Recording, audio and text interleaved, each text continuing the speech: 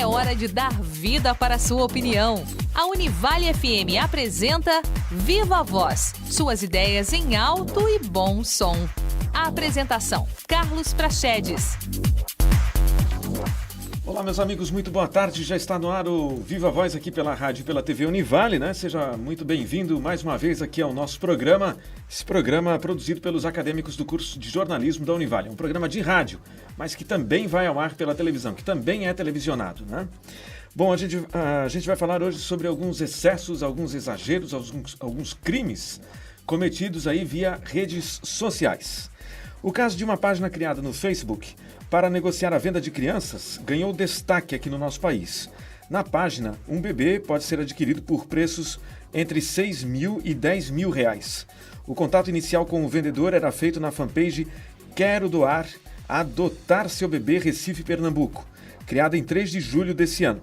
Essa é uma entre dezenas de páginas da rede social que se propõem ao mesmo fim: vender crianças. Nela, pelo menos 4 mulheres haviam demonstrado interesse em usar a web para conhecer futuros tutores dos filhos. 2 delas por dinheiro. Esses esquemas de adoções ilegais estão sendo investigados pela Polícia Civil e pelo Ministério Público. O assunto é muito grave, é muito sério, né? E os crimes relacionados aí à internet não param por aí. É sobre isso que a gente conversa, então, no programa de hoje, não é, Letícia? Boa tarde. Boa tarde para você que nos acompanha pela Rádio Univale FM e também pela TV Univale. Lembrando que nosso programa vai ao ar de segunda a sexta-feira e que você pode participar com a gente através do Twitter, @VivaVozUnivale, e também curtir a nossa página no Facebook em facebook.com/VivaVozUnivale. Bom, ele está aqui novamente, né, no nosso Viva Voz, já é quase sócio aqui do nosso programa, né? Quase sócio já, o professor Fabrício Bortoluzzi, ele que é mestre em Ciência da Computação, professor aqui nos cursos dessa área aqui na Universidade do Vale do Itajaí. Muito boa tarde, professor Fabrício, muito obrigado por participar mais uma vez aqui, né, do nosso programa. Prachedes, Letícia, boa tarde, é um prazer participar aqui na condição já de sócio ouro. É um prazer que eu puder fazer para ajudar, sempre... Ainda bem que a gente tem, né, esses especialistas assim aqui da casa que são, né, que são muito craques, né, nessas áreas, como o professor Fabrício é nessa área, né, da computação, da internet também, né? Então, para começar o programa, a gente gostaria de saber quais são considerados hoje os maiores problemas relacionados ao uso das redes sociais. Seria comércio ilegal, invasão de privacidade, difamação? Tem um levantamento disso? Existem as principais categorias, são essas de difamação, bastante comum, bastante causadora de processos e ações. O estelionato, porque a rede social acaba sendo mais um meio para se praticar o estelionato que é praticado por correio eletrônico e páginas da web também. A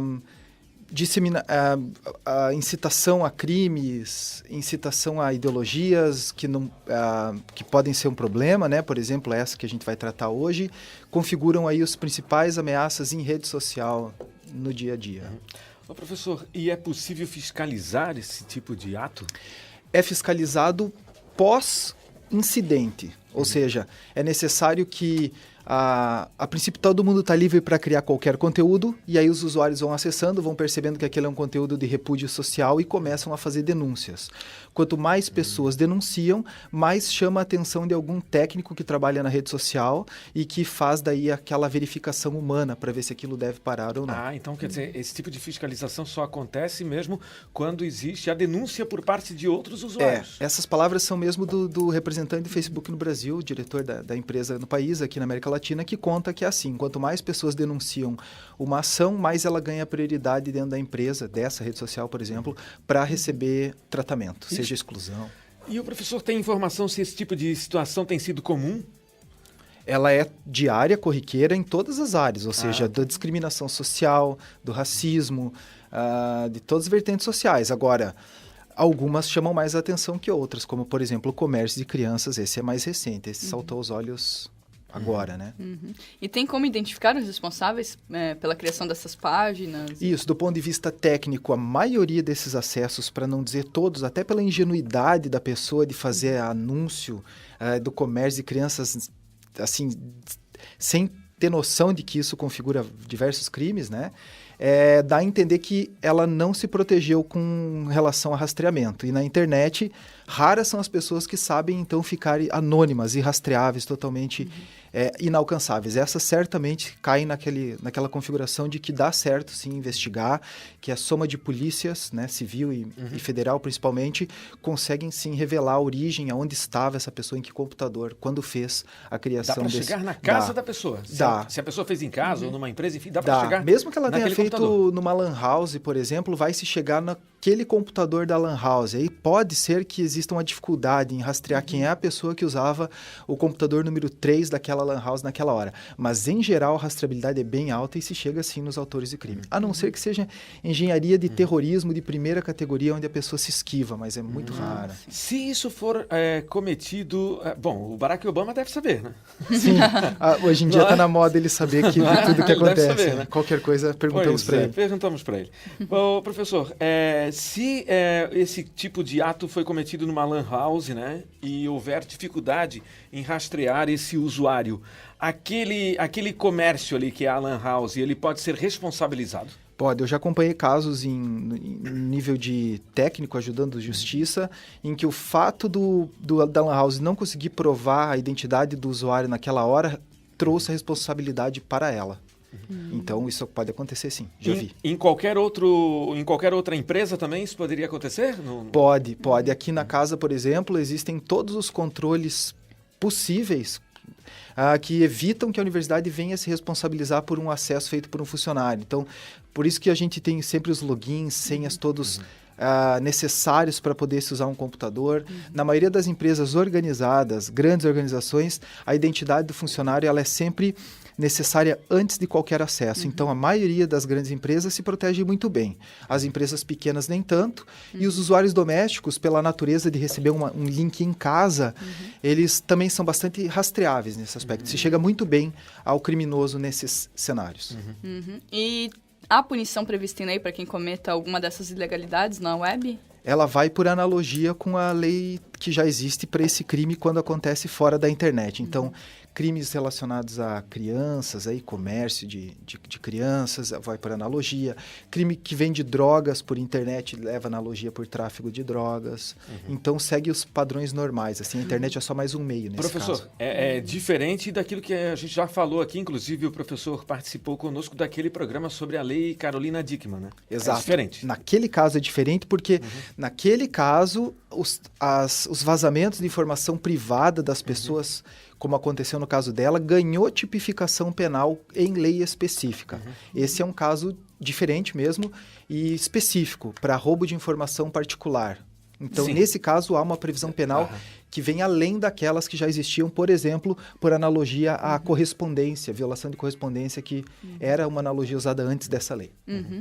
Então, um simples fato de, numa questão como essa, dessa fanpage em que se estava vendendo e doando bebês, o simples fato de curtir, comentar ou compartilhar nesse tipo de publicação pode render algum prejuízo para a pessoa? Eu acredito que não, no máximo torna suspeito junto, né? O fato da pessoa gostar ou ter tido interesse ali deve colocar ela numa categoria assim de suspeito, mas o recai mesmo é ao autor da página, né? O autor da página tem uma conta, essa conta tá vinculada ao endereço de onde ele acessou. É absurdo isso, né? Então é totalmente possível chegar nela sem precisar de uma lei específica. É uma coisa horrorosa, né? Porque tratando um ser humano como se fosse um produto, né, qualquer, né? Como uma mercadoria, né? Que possa ser vendida numa rede social. Né? Pois como é que a gente pode identificar anúncios ilegais ou descobrir se a gente está sendo vítima de algum tipo de fraude até? Em rede social? Bom, no geral, as fraudes elas acontecem geralmente quando o possível recebedor do seu dinheiro te pede a quantia em antecipação. Vale para a internet em geral e vale para a rede social em específico. Comércio por rede social, então, ele não foge muito daquele que funciona fora dali. Se você vai, por exemplo, pagar, que é o mais comum, pagar em antecipação, pagar por depósito para receber um bilhete premiado, qualquer coisa desse tipo, é muito mais provável que seja uma fraude do que seja um negócio seguro. Okay. E hoje, qualquer tipo de página pode ser criada no Facebook? Sim, a princípio, todas as páginas com qualquer conteúdo, sejam eles bons ou vindo a ser racista, por exemplo, ou então de pedofilia, que seria um caso terrível, a princípio é criado. o que acontece é que as pessoas vão visitando e vão repudiando aquele conteúdo e vão chamando a atenção dos técnicos, que daí fazem uma futura suspensão da página. Não é imediato. Ah, não é imediato também. Longe Demora disso, um pouquinho. pode levar dias. Ah, é? Sim. Porque eles respeitam o usuário, em primeiro lugar? É, porque a princípio não há mecanismo que consiga diferenciar o que é uma boa fanpage do que é uma má, de uma que está levando a crime ou a delito. Professor, o Facebook ele já cancelou, né, o perfil de algum usuário por algum motivo? Claro, tivemos o caso do Ninja, da mídia, lá, o Ninja, sim. que foi certo. antecipada. Eu achei esse o mais... Mas assim, são casos extremos. Olha, nesse caso não tinha nenhuma ação negativa, ele não fez nada de errado, ele é um repórter, né? Um grupo de repórteres que divulgam informações no Facebook. Do Mídia Ninja lá, Mídia Ninja, exatamente, e que foi por antecipação bloqueado, ou sem haver ali um consenso de se era uma ação negativa ou não, depois voltou a ficar desbloqueado. Então, acontecem sim, digamos que para pôr em prática o bloqueio de tudo aquilo que realmente ninguém quer... acaba que um pouco acaba sendo punido sem ter culpa também. O Facebook, por ser uma empresa privada, né? Ele tem o direito de fazer isso a hora que ele quiser? Ou ele estaria, de alguma forma, cometendo algum tipo de preconceito com algum usuário? Eles têm no sentido de que existe uma política de privacidade. Entendi.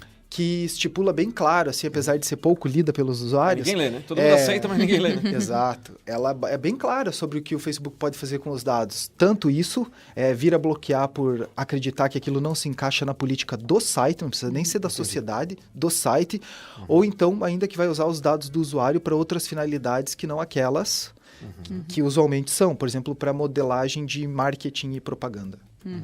Então, em casos como esse, em que haja bastante denúncias nesse sentido, esses casos precisam ser repassados para algum órgão, como o Ministério Público, para alguma Geralmente polícia, o que acontece é que ficam, então, a rede social fica à disposição da justiça para, caso ela seja acionada, prover as informações.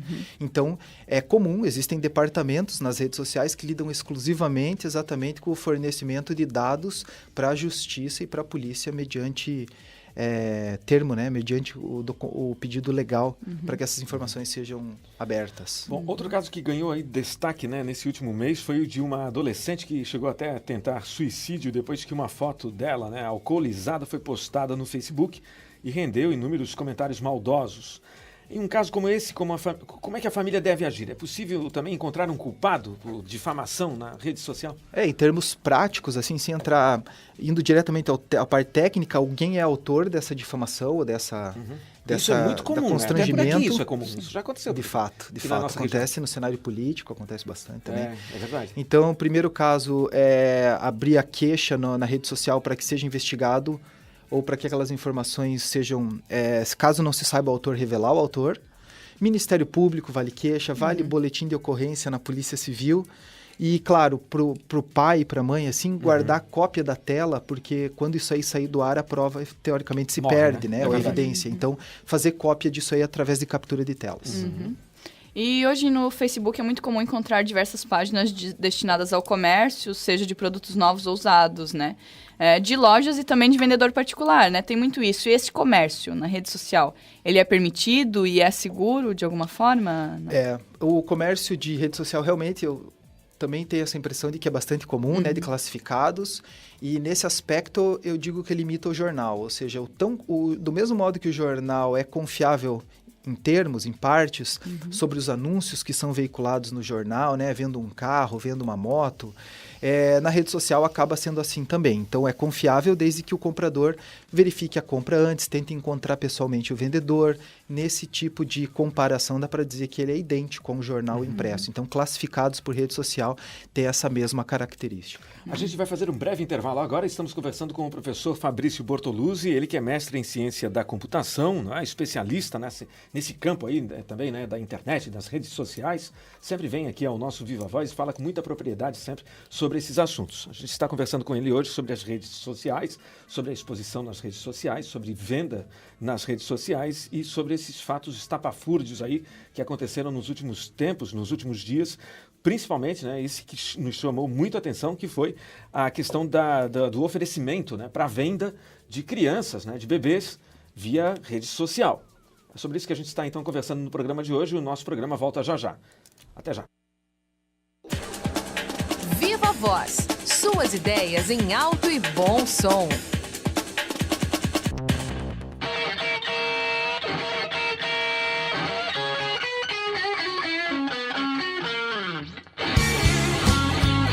Aquele vocal inconfundível, o solo de guitarra hipnotizante, o baixo e a bateria ditando o ritmo. Estamos falando de blues, é claro. E aqui, na Rádio Univale FM, o dia de blues é quarta-feira, sempre a partir das 10 da noite. Um verdadeiro desfile dos principais nomes do blues nacional e internacional. Então não esqueça, quarta-feira, 10 da noite, é dia de blues na Univale FM.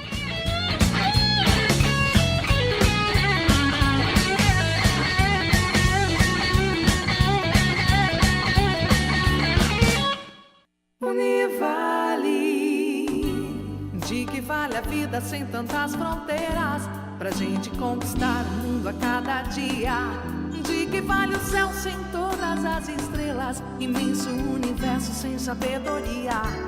O que vale a terra nas mãos todos os livros, é acreditar na força das lições. Univale é qualidade em sua vida e muito mais, muito mais.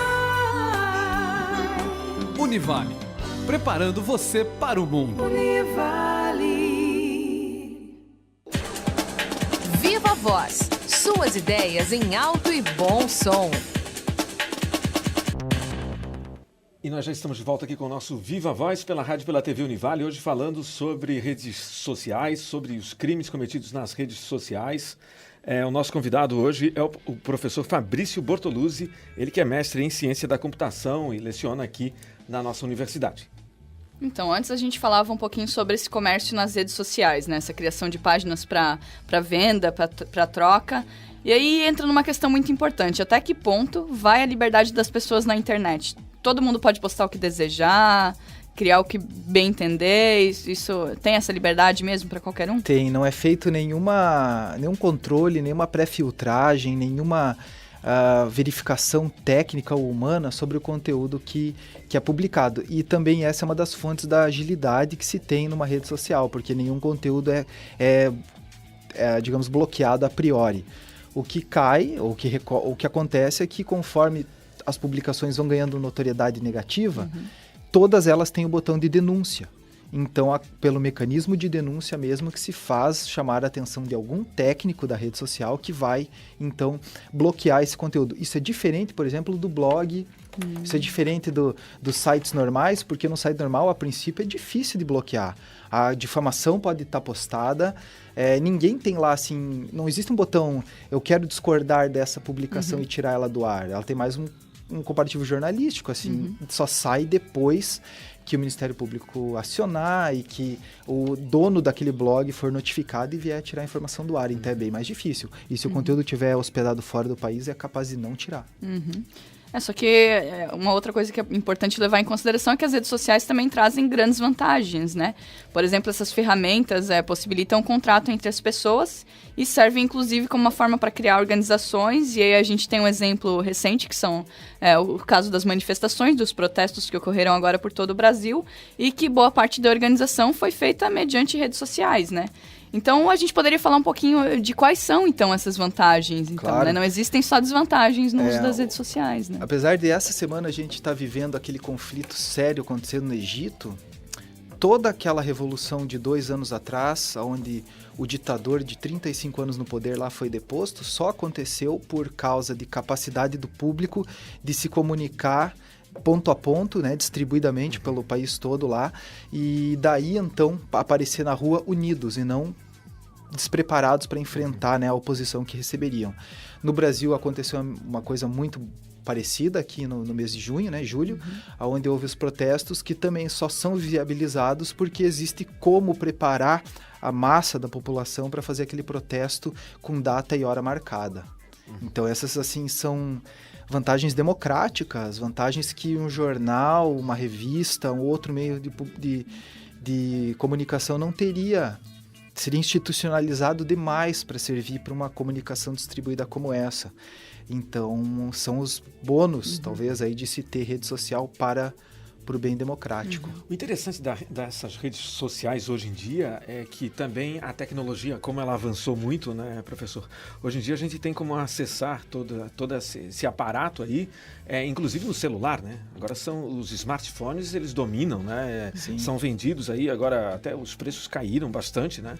Então, quer dizer, você vai a qualquer lugar, você está acessando redes sociais, né?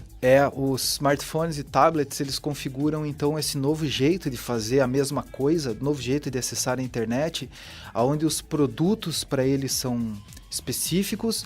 E, assim, quando você publica uma informação a partir de um smartphone, as coordenadas geográficas de onde você está vão junto na publicação. Também isso abre um leque de partes de coisas boas e ruins.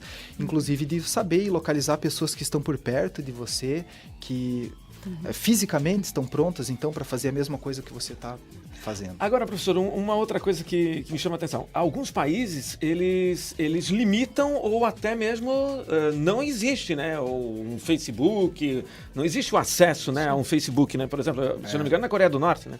Isso, acho que a Coreia do Norte, ela é cai, blindada, né? cai nesse aspecto, exatamente. Ela não tem nenhuma receptividade ao mundo capitalista. Os caras nem têm, provavelmente, acesso à internet, né? Na Coreia do Norte, falta confirmar, mas na China, por exemplo, onde eu tenho um primo que trabalha bastante, lá o conteúdo chega bem pré-filtrado.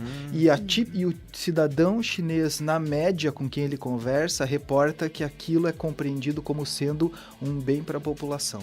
Independente, então, de valores aqui para a gente julgar, mas o cidadão chinês mediano acredita que a pré-filtragem de internet, de conteúdos, é mesmo, de fato, para o bem da população, e eles aceitam numa boa. Então, a recusa é muito pequena. Há muita prostituição via redes sociais hoje em dia? Na internet como um todo, com certeza, porque ela imita também o jornal e os outros meios que dão espaço a possibilidade de prostituição legal e ilegal. Então, ela existe... e de forma até mais acentuada, então, por causa das possibilidades que a internet dá, o computador, áudio, vídeo, e que um jornal normalmente se reserva um espaço de anúncio, né, de pessoa para pessoa, que não é crime. Mas o Facebook, por exemplo, aí ele fica de olho nesse tipo de coisa, ele fica de olho. Fica, mas assim, não havendo denúncia, não há crime nesses casos. Então, deve existir, eu vou falar por palpite, dezenas ou centenas de grupos fechados que não aparecem, então, para você e nem para mim, a não ser por convite. Esses grupos são permitidos, e aí as pessoas lá dentro trocam o que bem quiser. Não pode haver, por exemplo, pedofilia. Aí as pessoas estão configurando crime, mas exceto de forma fechada, isso não pode haver. Mesmo de forma fechada, configura problemaço aí, criminoso e social. Mas assim, na prostituição, então, tradicional, deve existir por meio de grupos fechados num nível muito maior do que o pouquinho que a gente vê nos grupos abertos. Ah, sim. Então, pra gente ter um pouco da noção da dimensão que tomou o Facebook, né?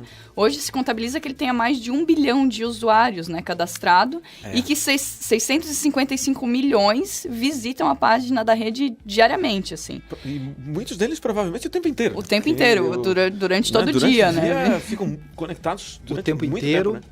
O Facebook, então, ele tem 1/7 da população mundial cadastrada. Isso, em termos estatísticos, é o mesmo que ter toda a população, porque se você consegue traçar o perfil de 1/7 da população, que fosse 1/1000 da população, mas já seria significativo. Então, o valor que o Facebook tem na bolsa de valores só se dá unicamente ao poder traçar perfil das pessoas para modelagem de propaganda e marketing. Então, para a gente ter um pouco melhor a noção disso, no Brasil estima-se que 73 milhões de pessoas usam a rede, né? E aí, considerando que nosso país tem uns 94 milhões de pessoas com acesso à internet, que essa foi segundo a última pesquisa publicada pelo Ibope, então seria uma média de 4 a cada 5 brasileiros que estão conectados que possuem uma conta na rede social, né? Exato. De cada 5, 4 possuem. Isso, 4/5 dos conectados e 1/3 da população total aí, com acesso a essa rede social. E isso também confirma ou reafirma o valor que existe, para você ver que há 10 anos atrás não existia valor nenhum nesse tipo de... nenhuma perspectiva de valor nessa ação, assim. E agora é aí que está o lugar mais lucrativo do mundo para se fazer campanha publicitária. Professor, o Facebook hoje é o mais popular popular hoje em dia, né? Mas quais são as outras redes sociais assim que estão na crista da onda? Eu vejo uma rede social que ela é muito, muito útil e que é bastante usada pelo povo brasileiro, que é o LinkedIn. Mas é uma rede social específica para trabalho. Ou seja, no LinkedIn existe o perfil do profissional. Então, o profissional, o Fabrício, está lá com relação ao seu perfil profissional. O jornalista tem lá o perfil da pessoa com o objetivo, então, de networking de trabalho. Essa eu acho que é... As empresas têm usado bastante, né? Demais. As empresas pagam para poder fazer buscas amplas dentro dessa rede, fazem campanhas de contratação e acaba sendo um meio muito legal, porque beneficia as duas partes. O profissional acaba sendo atingido por muito mais empresas e as empresas pegam profissionais que elas nem imaginariam poder pegar se não fosse essa rede social. Então ela funciona muito bem. E de pessoa para pessoa e restrita. Né? Então eu posso ver teu perfil lá, você pode ver o meu, a gente pode fazer trabalhos juntos e então ela tem um valor assim gigante. Acredito que metade dos que usam Facebook usam LinkedIn aqui no Brasil, um pouco menos da metade aí. E as outras são as falidas, né? O Orkut, que não vingou, aliás, que faliu, porque já teve muita representação no Brasil.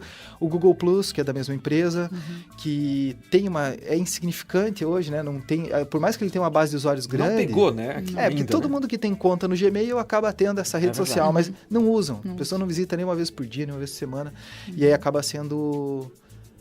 confirmando, exato, e confirmando a importância ou a liderança do Facebook. O Instagram tem crescido. Tem, né? O Instagram, muito mais ali para troca de imagens e agora de vídeos curtos. Então, muito mais orientado a lazer. Eu acho que ali no Instagram tem muito pouco da maldade que a gente vê ou no Facebook ou nas outras redes sociais.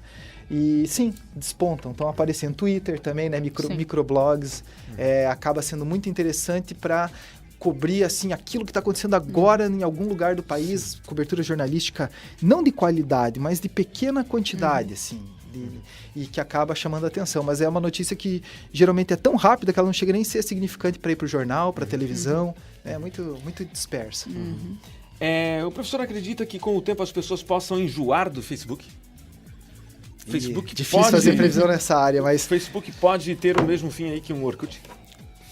Claro que ele é muito maior, né? Hoje não dá para ver, né? Hoje a gente não consegue enxergar o Facebook se tornar aquilo que se isso acontecer também é muito rápido, né? Sim. É rápido e aí fica a questão do que vai acontecer com os investidores que investiram na abertura de capital dessa rede social. Realmente curioso.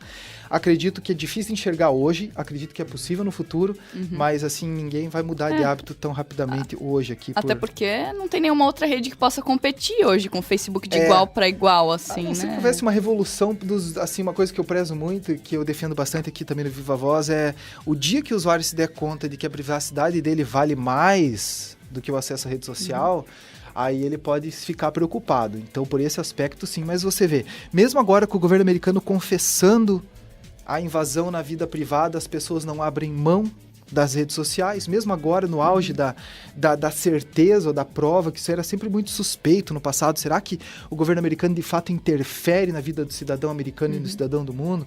E hoje a gente vê que é verdade, está provado, e ainda assim a população não mudou de hábito. Sim.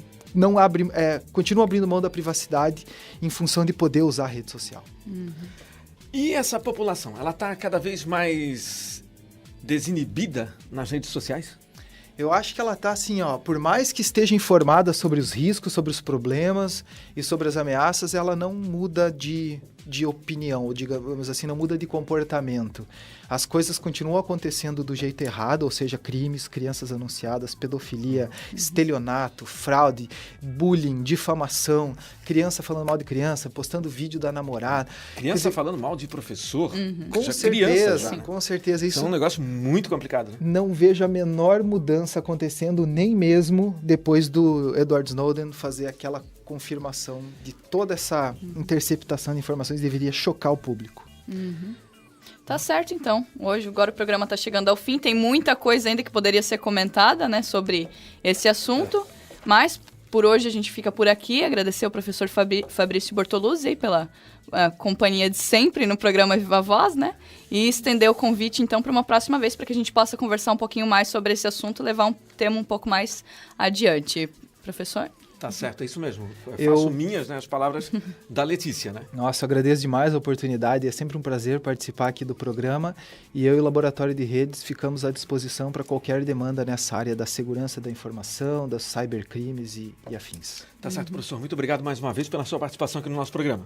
Muito obrigado. Bom, a gente conversou então hoje, como a Letícia falou, né, com o professor Fabrício Bortoluzzi, ele que é mestre em ciência da computação, é professor aqui na Univale, e conversou conosco sobre crimes na internet, nas redes sociais, esses exageros, esses excessos, e também, principalmente no primeiro bloco, a gente falou, né, sobre essa questão desses bebês aí que estavam sendo anunciados para venda, né, no Facebook. Isso é uma coisa muito séria, né, que merece atenção, sem dúvida nenhuma.